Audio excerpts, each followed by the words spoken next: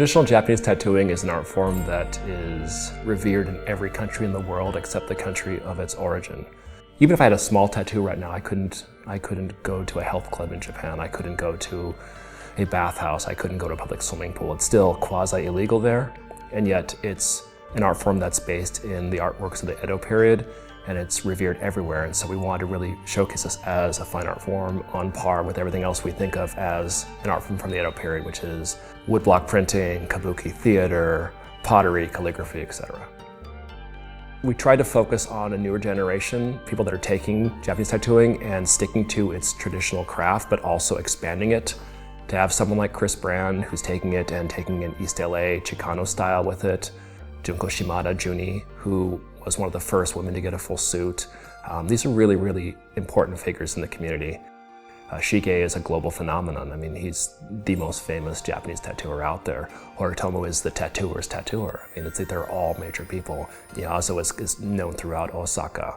Horiken, he came and tattooed in my class at UCSB. He did my chest. He's just an amazing artist.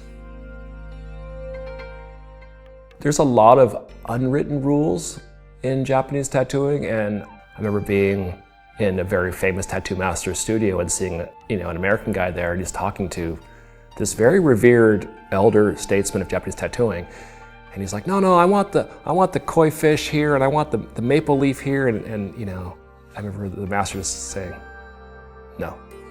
And I had to go over and talk to him, and I was like, you can't do this. He's like, why? Because the American thing is, I want what I want. I go, there's all these rules. You can't, these flowers you want are different seasons.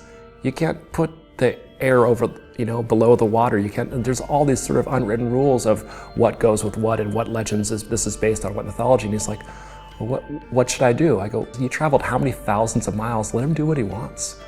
You have to sort of let it happen, because it's not their job to explain these things to you. So the example, like say koi, that's one of the most popular of the motifs. When people here say koi fish, which is like saying beagle dog. It's a koi. It's a type of fish. The koi is this idea of perseverance. It's tied into masculine ideology. It's tied into Boys' Day. It's tied into the idea of struggle. And the koi is typically is shown swimming upwards. It's typically based on the Chinese legend that the koi swims up the yellow river, up the waterfall. If it makes it to the top of the waterfall, it becomes a dragon. There's also the idea that the koi, when it's being killed, will accept the knife with stoicism. It won't flinch. People think, like, how did you find these people? Now, Taki knows the tattooers. He's able to find them, but you don't need the tattooers, you need the clients. And the amount of respect shown by the clients for the tattooers was really astounding. When I photographed Shige's clients in Yokohama, 13 of them showed up, taking off work, traveling to get there at once for that group shot that's on that large piece. They don't have to do that kind of dedication, and that because they want the work documented, because they have that much respect for the person they're working with, and that was really incredible.